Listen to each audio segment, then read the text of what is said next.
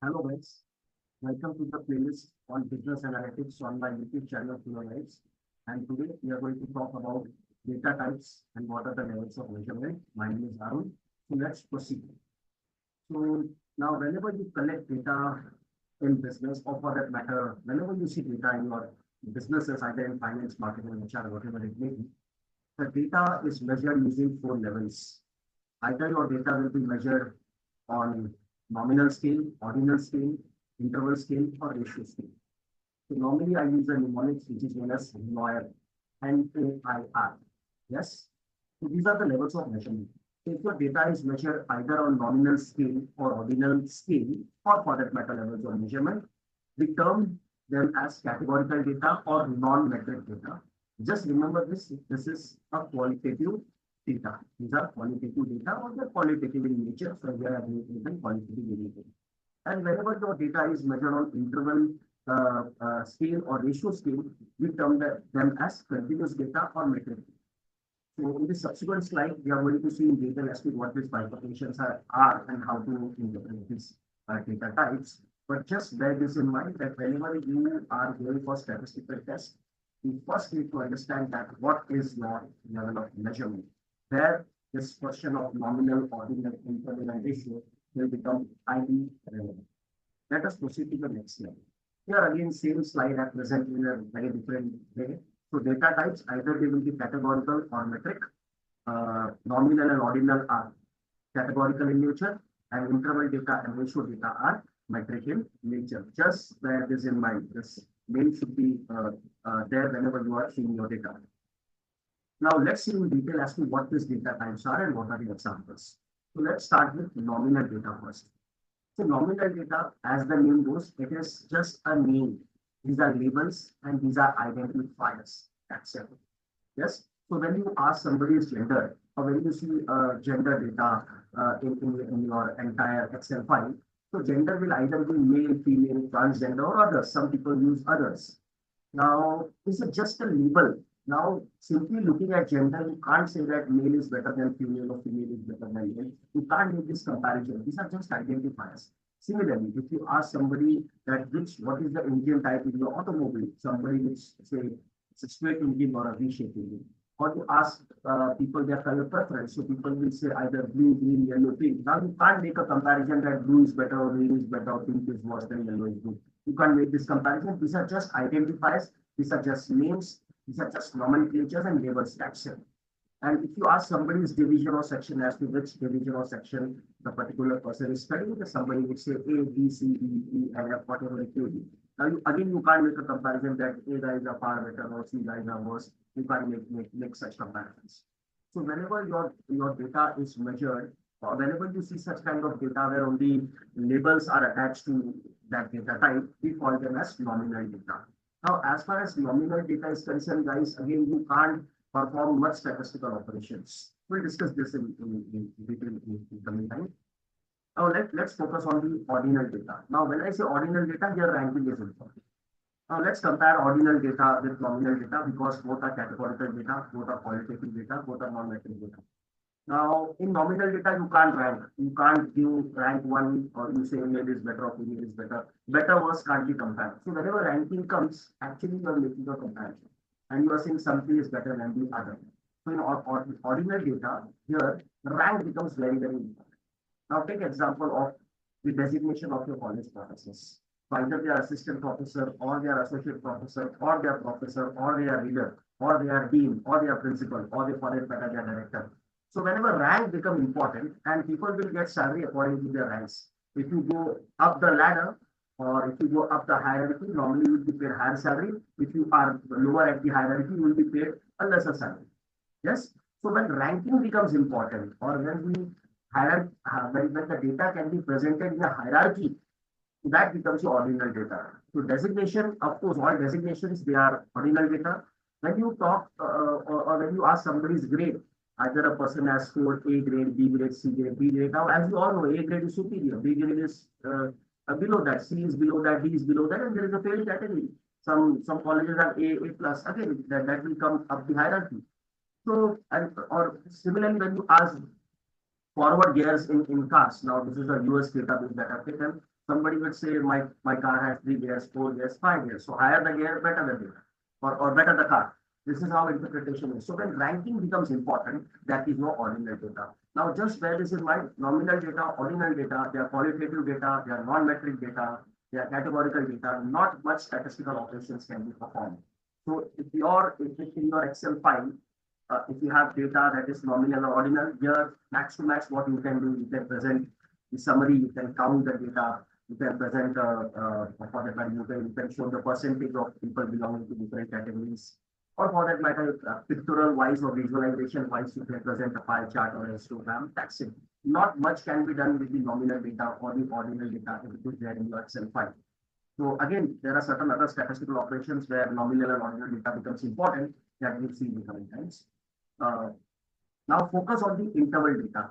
Now, as you know, nominal data is not that great. Ordinal is slightly better. Interval is better than nominal data and ordinal data. So when you talk about interval data, yes. Now here I have given a clock before you. You can see that on the screen there is a clock. Now you just calculate or just try to estimate the difference between any 2 points. Yes. Now in the clock, the difference between any 2 points is 5 minutes. Yes. So here I've given an example. Let's say difference between 2 and 3 is 5 minutes. Similarly, difference between 9 minutes, that is 45 minutes, and 50 minutes is also 5 minutes. So in the clock, the distance between any 2 points is 5 minutes. Yes. So the interval, when I say interval, that is distance. The distance between any 2 points is same. But if you try to calculate the ratio means, let's say, now 2 corresponds to 10 minutes and 3 corresponds to 5 minutes. So let's say I want to calculate the ratio 10 by 15, I will get 0.67. Similarly, if I want to calculate the ratio of 45 with 50 minutes, I will get 0.90. Now the ratio between 10 by 15 and 50 by 45 by 50 is not the same. It's different.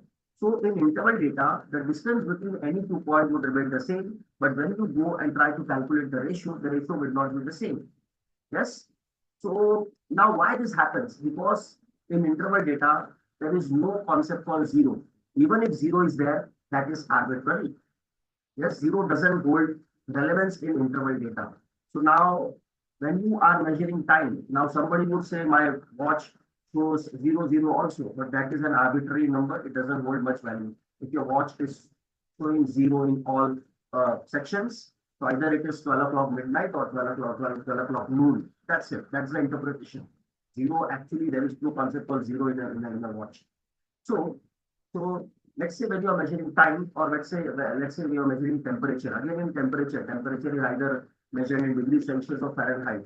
Yes, and again, there is no term called zero in the measurement of temperature. Even if zero is there, that is arbitrary. So when you are measuring time and temperature, these are not interval measurements. Interval data is better than nominal data and ordinal data. Yes.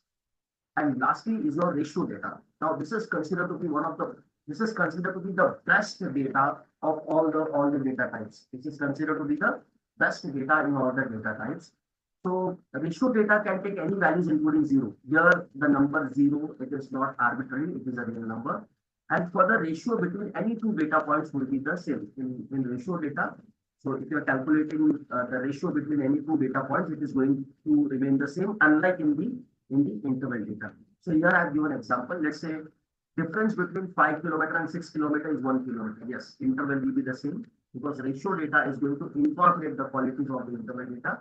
Secondly, difference between 8 kilometer and 9 kilometer is also 1 kilometer. So interval remains the same. Now, if you try to calculate the ratio, let's say 5 corresponds to 5,000 meter if I convert it into kilometer into meter, and 6 kilometer corresponds to 6,000 meter. So if you divide 6,000 meter with 5,000 meter, you get 1.2. And similarly, if you take kilometer, let's say 6 kilometer divided by 5 kilometer. See, here I'm changing the unit. Here the unit of measurement is meter, and here the unit of measurement is kilometer. So whenever you calculate either by meter or either by kilometer, you are getting 1.2. Then this is the ratio is also the same. So most of the measurements in real life, for that matter, distance, speed, mileage, length, height, weight, these are all your ratio data. And ratio data and interval data, if you have in your analytics file or the business file, they are considered to be the good quality data, and here you can calculate all statistical operations. First of all, in interval data and ratio data, you can calculate a meaningful mean. आप एक अच्छा average निकाल सकते हो, but you can't calculate average in nominal data or meta ordinal data. But interval data में आप और ratio data में आप मीन निकाल सकते हो, मीडियन निकाल सकते हो, आप मोड निकाल सकते हो. You can perform all statistical operations. Take example of sales data. Now sales either can be zero or it can be in crores.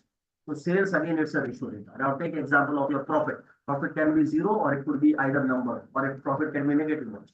So sales, profit, these all data are your ratio data. So ratio data is considered to be one of the best data. Now let me give an example. Let me open my R file before you. Just a second, give me some time. I want to open my R. I need to minimize this. So this is the R base file. Let me open this. Yeah, okay. So now let me give an example. So there is an empty cars data set in your R studio. So this is our base package. I'm typing empty cars. Let me slightly zoom in. So this is empty cars data set, which is there in the R base package. So here you can see all the columns that you see are your variables, and all the row that you see, Mazda RX4, Mazda RX4, that these are your observations. Now, as far as levels of measurement lawyer data types is concerned, it has to be seen with reference to your variables. How is your variable measured? Now, if you take example of MPG, that is mileage per gallon, again, this is a ratio data type.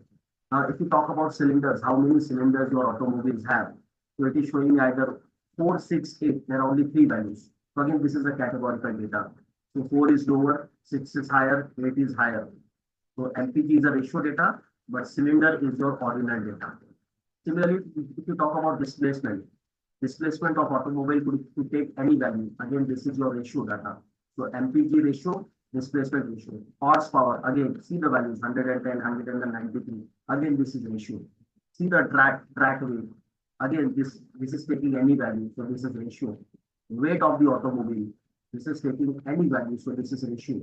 Q-sec, again, Q-sec. Again, this is your ratio data. Now, VS stands for engine type. So either your car will have a V-shaped engine, so V-shape is 0, and or some other engine type, that is 1. So this is your VS, this is your nominal. Again, your AM. AM is some data having 2 values, 1 or 0. So these are labels. So VS, AM, these are labels. And if you talk about gears in your automobile, so it is showing me 3, 4, 5. Or it's rather, it is showing 3, 4, 5, yes. So again, an automobile with a 3 car, lesser better, slightly better 4, better 5. So gear, again, this is a ordinal data. And when you talk about car, this is some value, it is taking 1, 2, 3, 4, 5 something. So if the number of categories are fixed, and if you can rank it, then becomes ordinal. Otherwise, this can also take a form of ratio data also that you need to see. So thank you so much. And now, please, one more thing in mind. Whenever you go for hypothesis testing, you need to classify your data types. And classification is damn easy. Just focus on this particular slide. So thank you so much. In subsequent part, we're coming out with the next one. Thank you so much.